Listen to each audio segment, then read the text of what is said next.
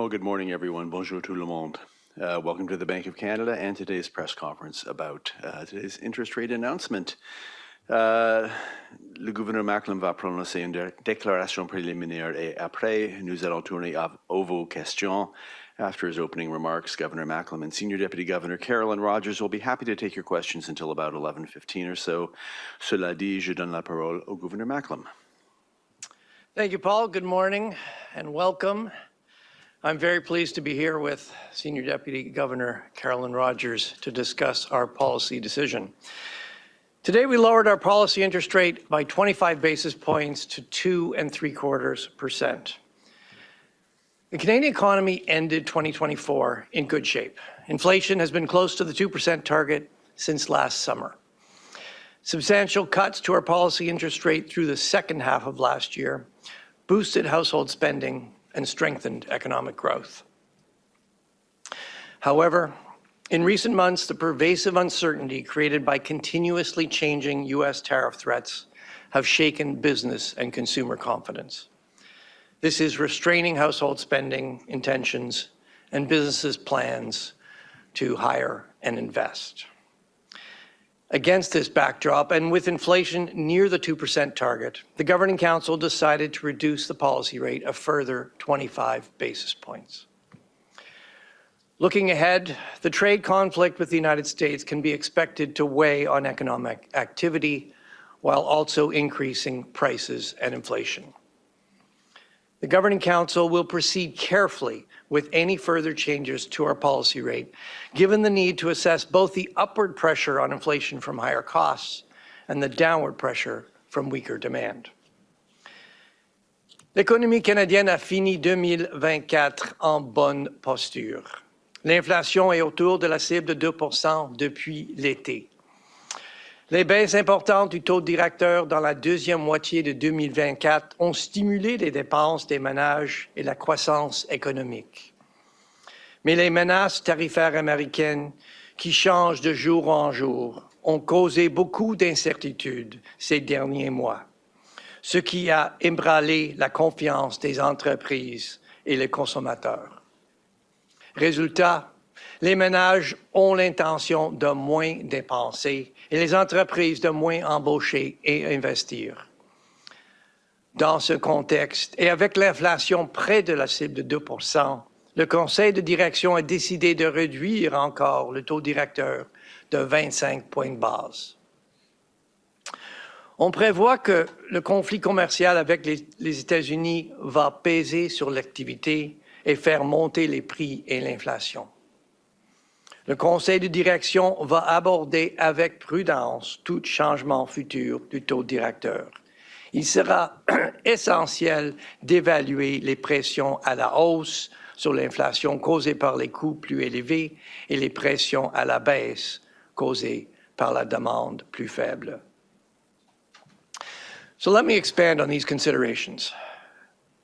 Economic data since our January monetary policy report suggests the Canadian economy ended 2024 on a stronger footing than we expected. Past interest rate cuts have boosted consumer spending and business investment, increasing domestic demand in the fourth quarter by a robust 5.6%.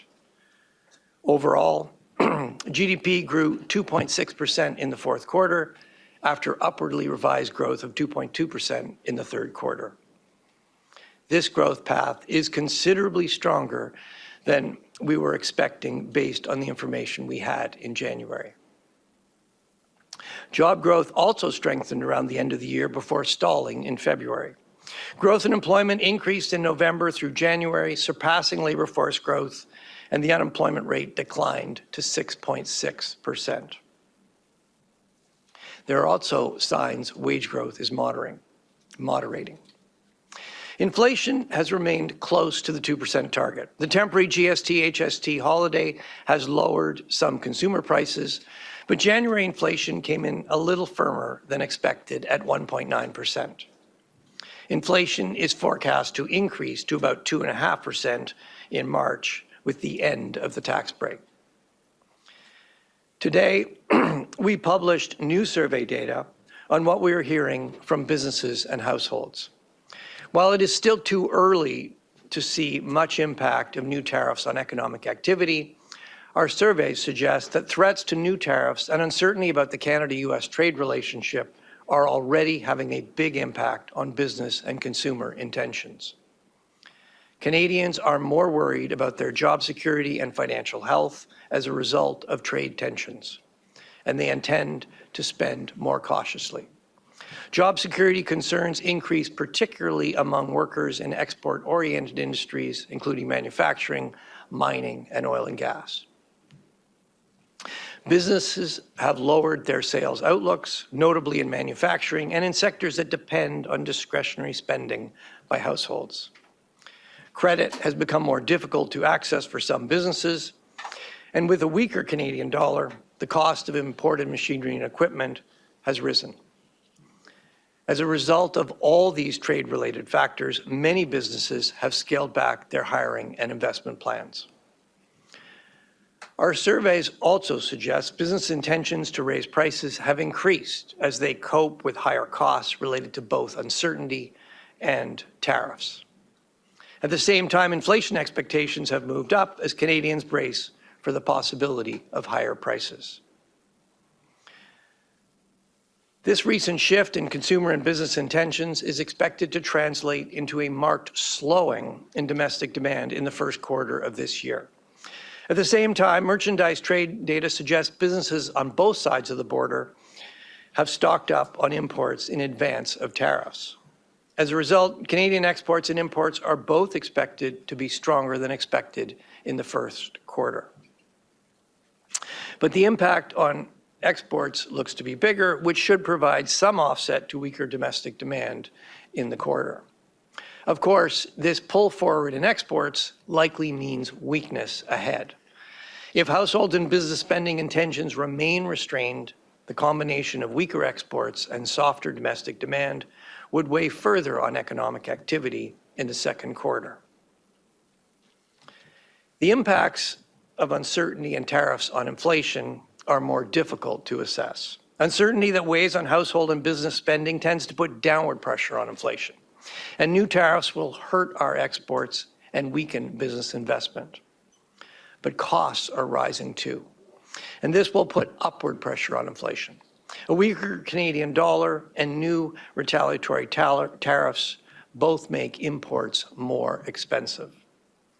Businesses are also telling us that uncertainty itself has costs. It will take some time for the impacts of higher costs and weaker demand to work their way through the economy and affect the prices that Canadians will face. Governing Council will be tracing the impact of cost pressures through to consumer prices. We'll also be closely monitoring inflation expectations. Keeping medium and longer-term inflation expectations well anchored is imperative to ensure that any rise in inflation is temporary. Let me wrap up. À la fin de 2024, l'économie était solide. Mais nous voilà face à une nouvelle crise.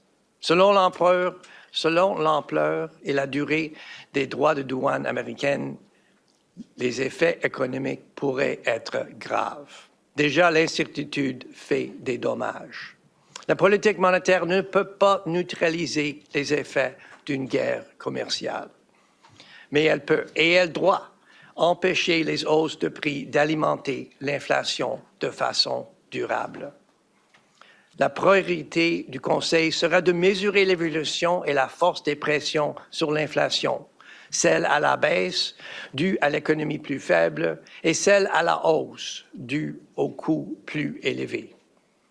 Comme toujours, la Banque sera guidée par son cadre de politique monétaire et son engagement à maintenir la stabilité des prix au fil du temps. We ended 2024 on a solid economic footing. We are now facing a new crisis. Depending on the extent and duration of new U.S. tariffs, the economic impact could be severe. The uncertainty alone is already causing harm. Monetary policy cannot offset the impacts of a trade war. What it can and must do is ensure that higher prices do not lead to ongoing inflation.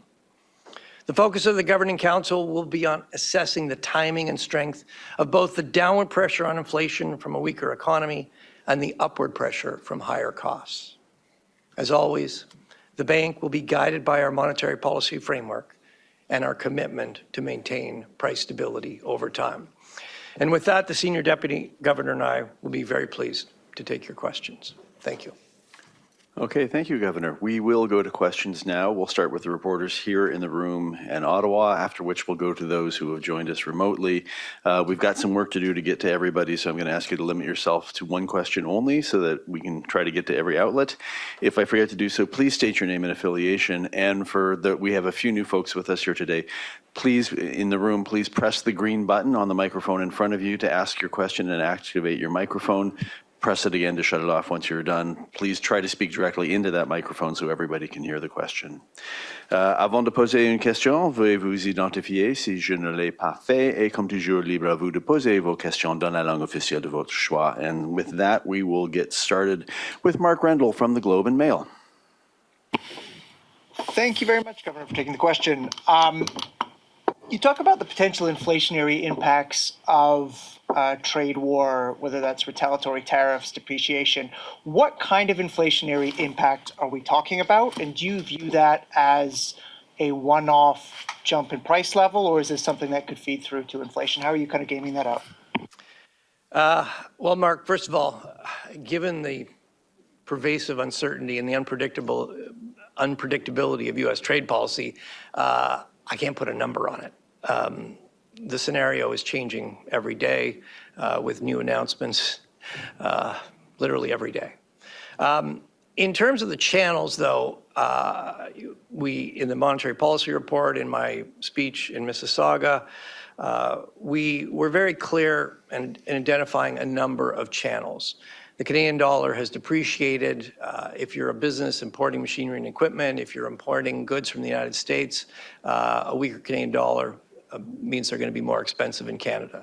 Obviously, retaliatory tariffs puts an extra charge on U.S. goods coming into Canada. That adds costs. The other thing we're hearing from businesses is that the uncertainty itself is adding costs. I mean, businesses are looking for new suppliers. They're holding extra inventory.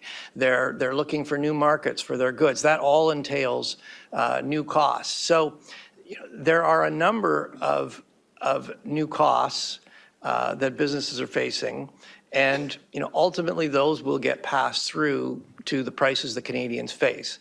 There's quite a bit of uncertainty about how quickly that happens. Does it get fully passed through? How quickly does it get passed through? So those are things that we are going to be doing our very best to trace. We have data on.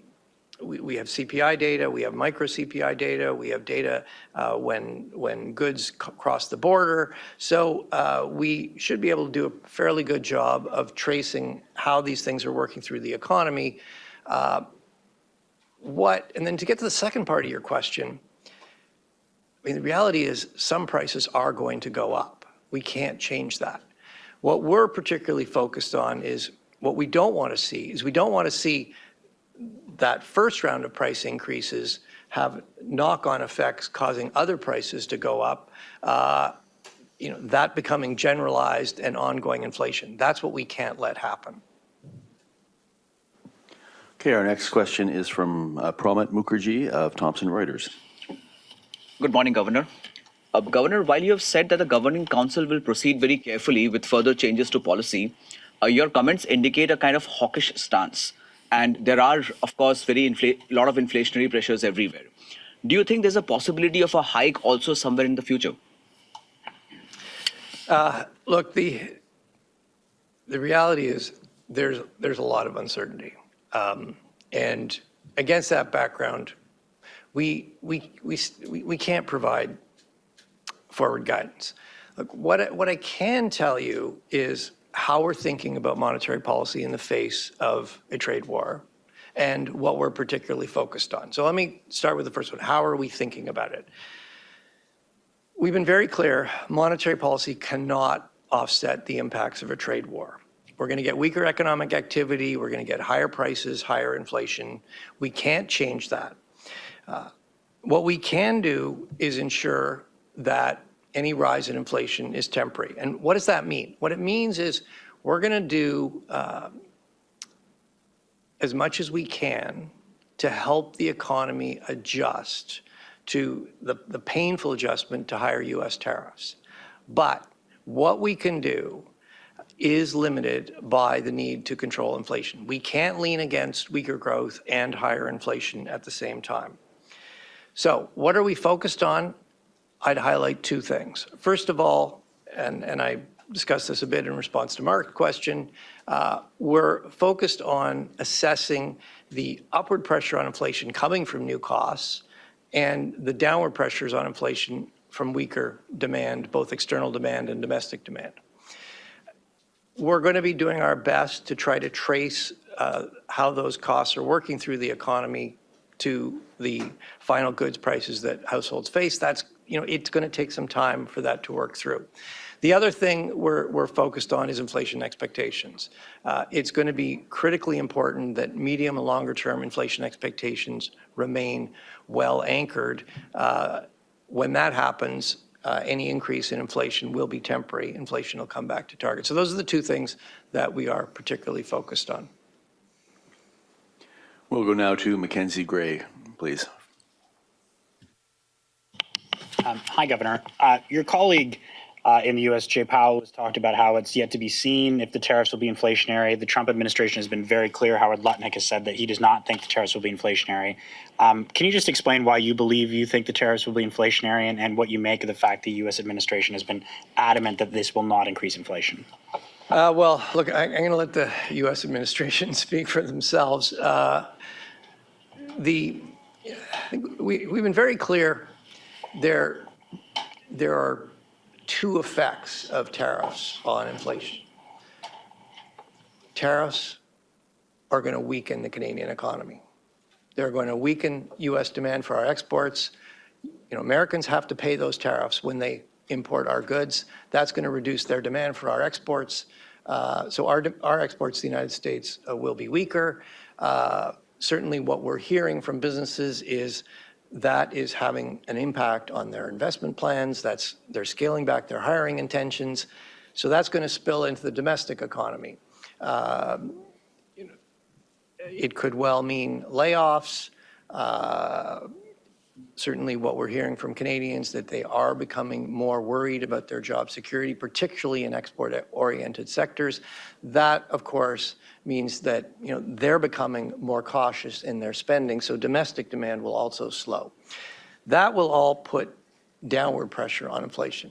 But as I outlined earlier, there are a number of direct cost pressures involved with tariffs. The Canadian dollar is depreciating. Anything you import is more expensive as a result.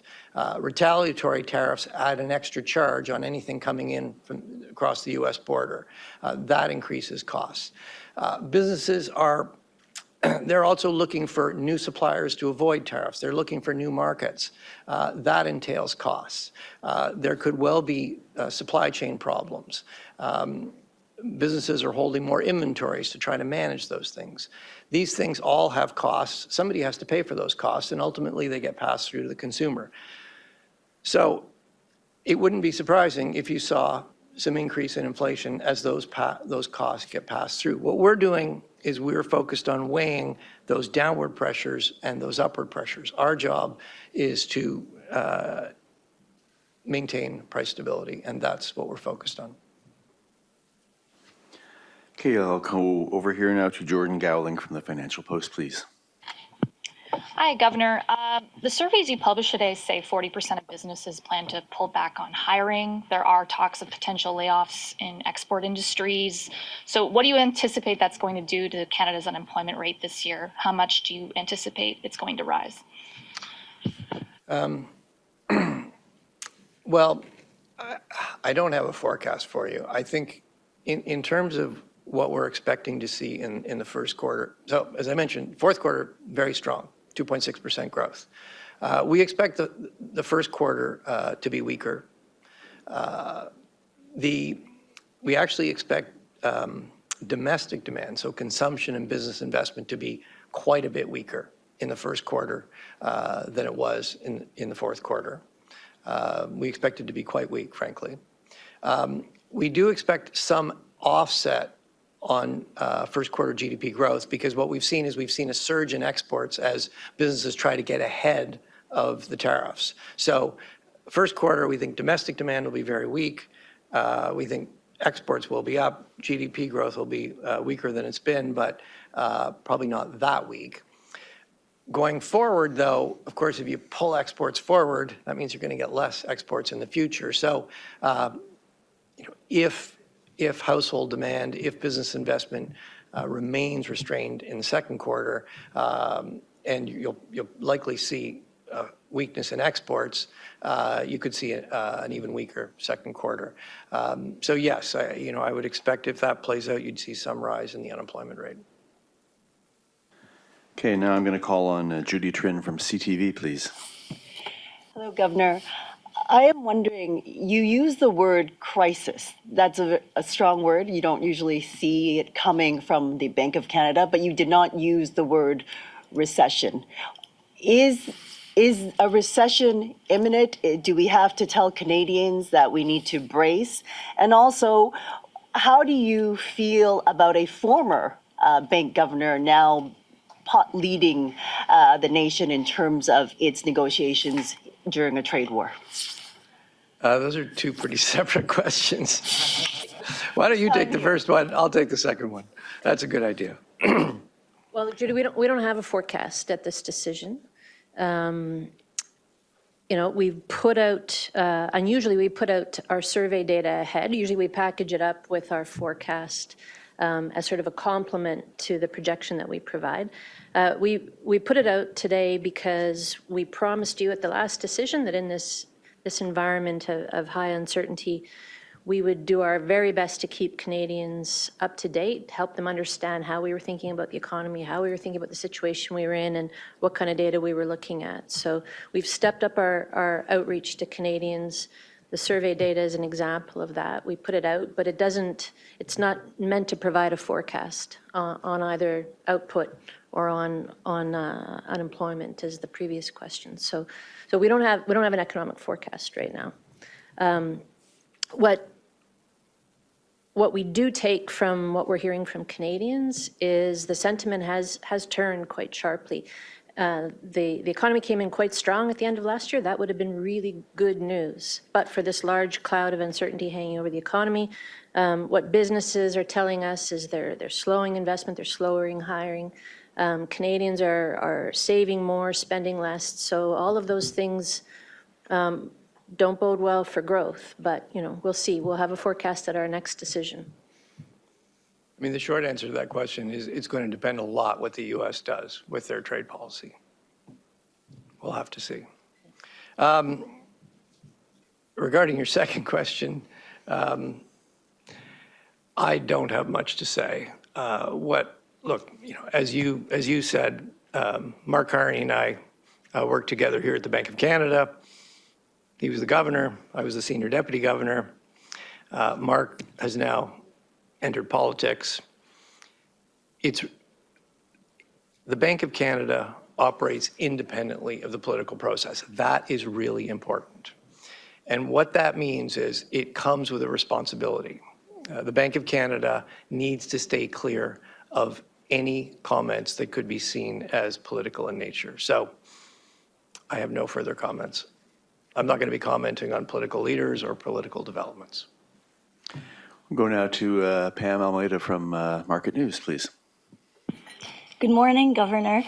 My question is, did you consider cutting interest rates by 50 basis points? And if so, did you consider whether cutting rates by more than 25 basis points could have made things worse by adding to uncertainty or a loss of confidence among Canadians? You're going to get the summary of deliberations in a couple of weeks, so you're going to see, you're going to get more details on our deliberations. But the short answer to your question is we did not seriously consider a cut of 50 basis points. And why is that? Well, monetary policy does need to be forward-looking, and what we see from the hard data so far still looks good. You can't see much of damage from the trade war in the hard data yet. But when you look at the survey data, it's pretty clear. Consumer confidence, business confidence has been sharply affected, and we are expecting to see a pullback in household spending and business investment. That's going to have an impact in the economy, and that's really why we decided to cut 25 basis points. Monetary policy does need to be forward-looking, but there is a lot of uncertainty. This is a very fluid situation. There's a lot of unpredictability in terms of what the U.S. is going to do. And as we've outlined time and again, a trade war, yes, it weakens growth, but it will also increase prices and inflation. We've got to be very careful to balance those two. So against that background, we did not want to get ahead of ourselves. And we're going to be assessing these things carefully. That's going to take some time. And our message really is that we will proceed carefully with any further changes to our policy rate. Okay, next I'm going to go to Paul Vieira from the Wall Street Journal, please. I know, I'm aware that the Bank of Canada does not target for foreign exchange rates. However, the communications does talk about the impact of the Canadian dollar on a weaker Canadian dollar lifting prices. Will Bank of Canada officials be more sensitive about movements in the Canadian dollar when it comes to future rate decisions?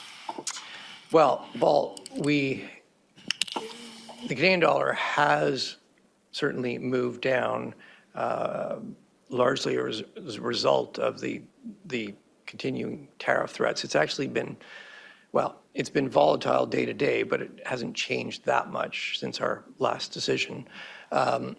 Obviously, as the market keeps getting new information, new statements out of the U.S. administration, you're seeing some volatility in the dollar. But overall, it hasn't changed much since our last decision. The Canadian dollar is reflecting what's going on. And, it's moved. And that's something that we need to take account in our decisions. To some extent, it's a shock absorber. It will help the economy adjust to some extent. It offsets some of the impact for exporters, or at least some exporters, depending on the nature of their business, not everybody. It also affects the costs that businesses and Canadians are facing when they buy goods from the United States. So yes, we need to factor that in. And when something's moving, yes, it gets more attention. So that is something we'll look at, but we're going to look at it in the context of everything else that is going on. Okay, next I'm going to go to the back for Craig Lord of Canadian Press, please. Good morning. How much of a role do you think Canada's own retaliatory tariffs will play in the economic shock and the inflation shock compared to the U.S. actions? Yeah, retaliatory tariffs are going to add to the uncertainty. They're going to add to the potential price increases that Canadians and Canadian businesses face. There's really no question about that. But these are really tough decisions. They're decisions that don't belong to the central bank. They're trade policy decisions, and they're made by the government. And I'm sure they're not easy decisions to take, but governments need all the tools they can get in a trade war. Retaliatory tariffs are really designed to try and get us back to a mutually beneficial trading relationship. That's a goal we all want. So. But yeah, they're gonna add in the near term, certainly to the uncertainty and to the effects. Okay, I've got 3 left here in the room before we go to the phones. I'll call on Daiichi Mishimi from Nikkei, please. Thank you for taking my question. I just want to follow up on the former question about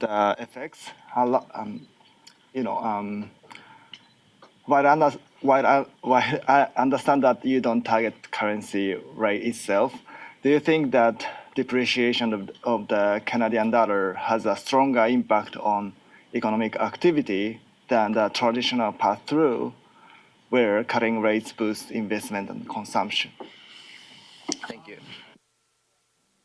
Look, certainly in an open economy like Canada's, part of the way monetary policy works is through the exchange rate.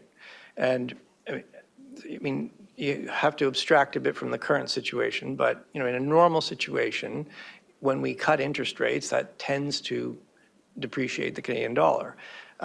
So when you cut interest rates, that supports domestic demand, that lowers the cost of credit for businesses, for Canadians borrowing, that tends to stimulate domestic demand.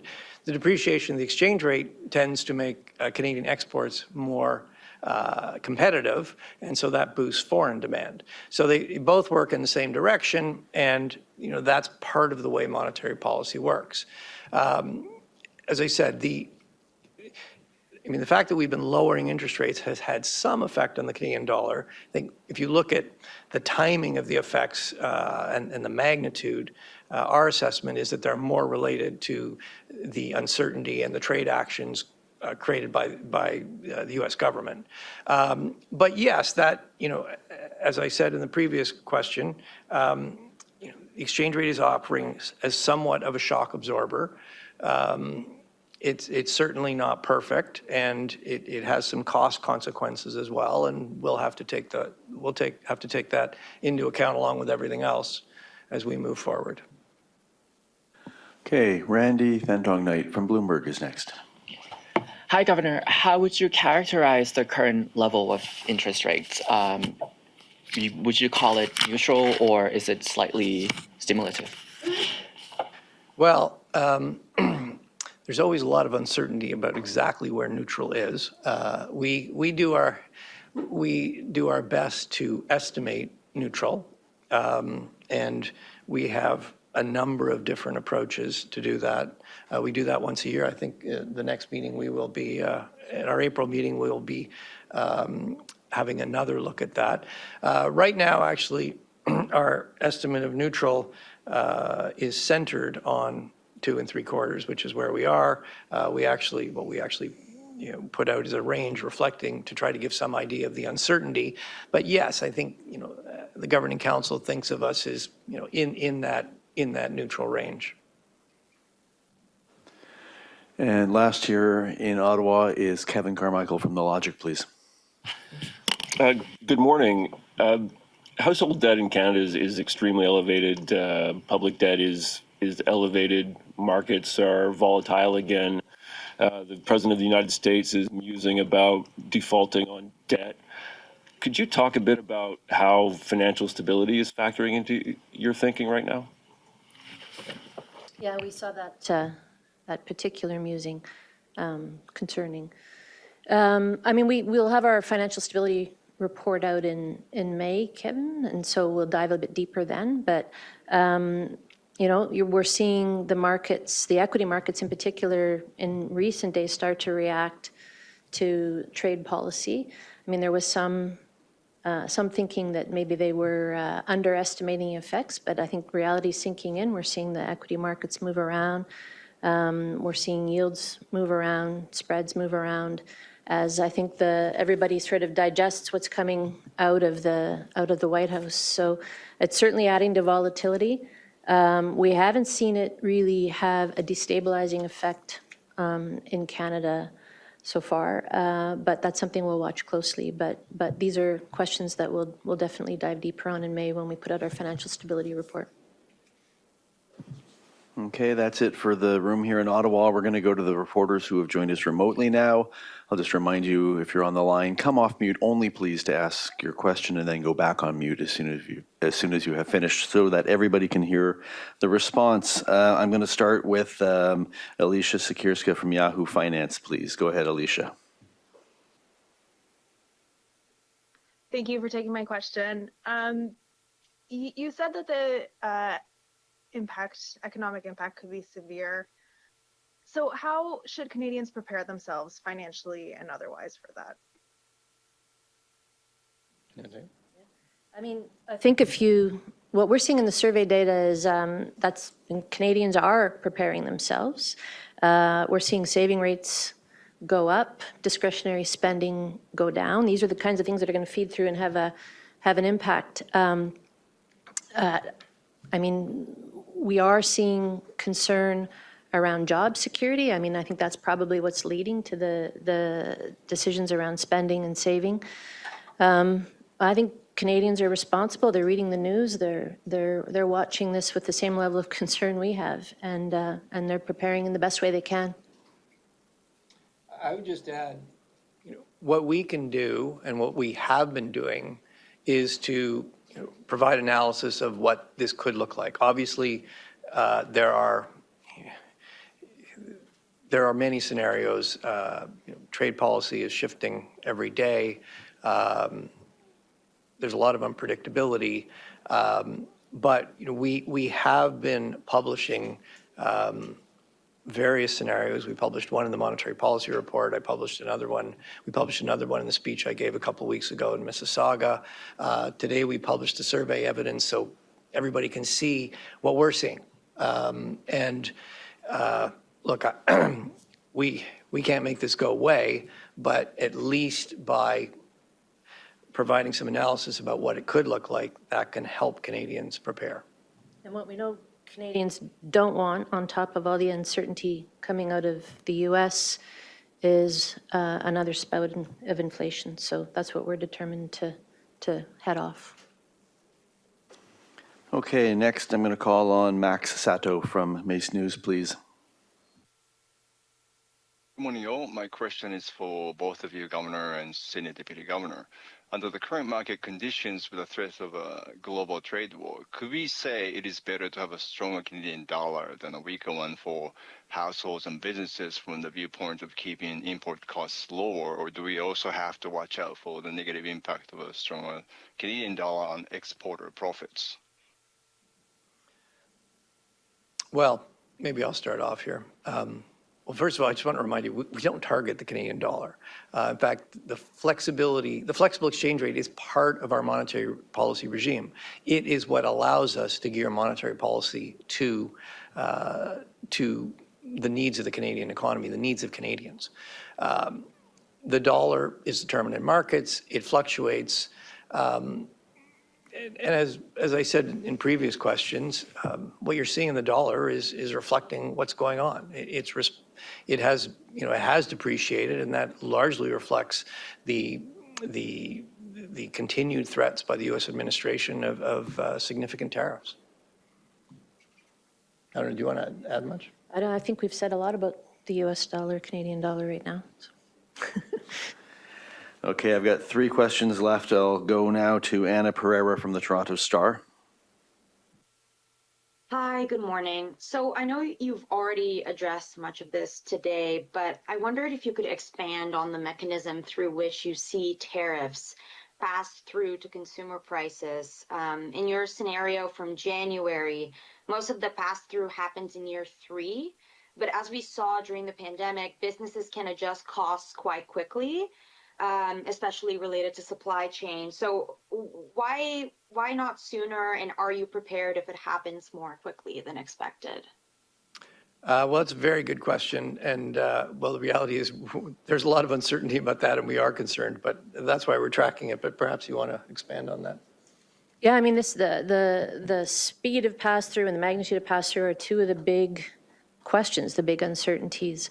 Our models give us a way to analyze that, but they're not a crystal ball. We can't predict with certainty.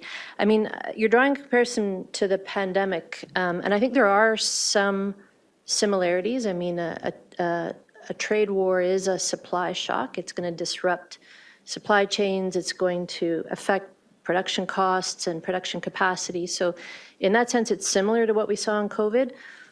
What is different, though, is the supply constraints in COVID ran headlong into a surge in demand as we all came out of lockdowns and we had a lot of pent-up demand for goods and services. So the economy was running really hot at the same time as we had supply constraints. And that was an environment where businesses could pass through price increases really quickly, and that's what we saw. What we expect in a trade war is more likely is we will see lower demand, and you see that really in the survey data that we were just talking about. Canadians are planning to spend less.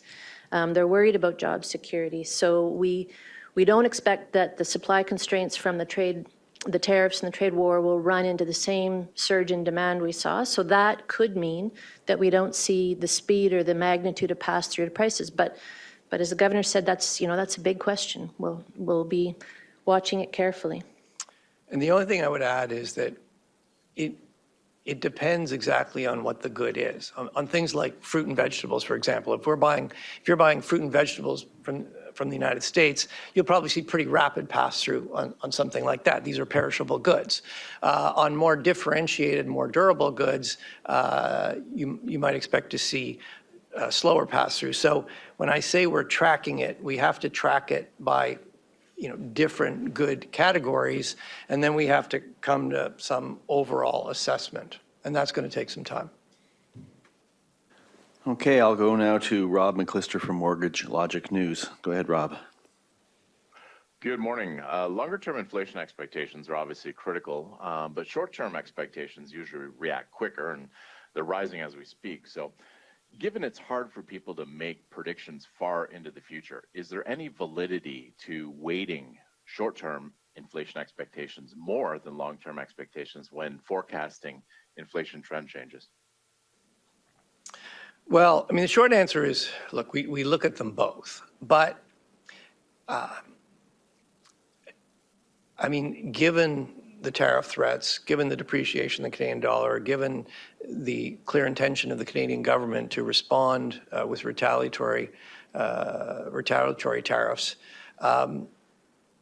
you can understand why people's perceptions that inflation could go up have increased. They see there could be some new costs, and that's going to cause new price increases. And as I said to one of the previous questions, actually, monetary policy can't stop that. Some prices are going to go up. What we want to make sure is that those first direct price increases don't knock on to, spill over into other price increases and becoming ongoing inflation. And one of the ways that we look at that is we focus on medium to long-term expectations, because if people begin to believe that the rise in inflation, which is raising short-term inflation expectations, is going to persist, you'll start to see that in their medium and longer-term inflation expectations, and that would certainly be a big warning sign for us. Et en terminant, passons maintenant à Philippe de Montigny du réseau Radio-Canada.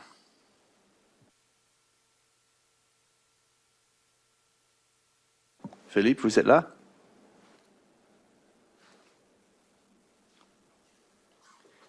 Et il m'a dit qu'il a voulu une question.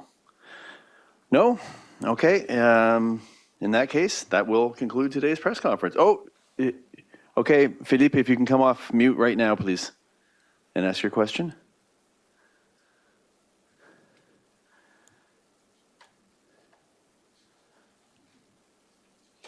Okay, we're having a technical problem hearing you, unfortunately, so we'll have to get you the next time. Apologies for that. That will conclude today's press conference. Thank you to the Governor and Senior Deputy Governor. Thank you all for joining us. We'll see you in about 5 weeks.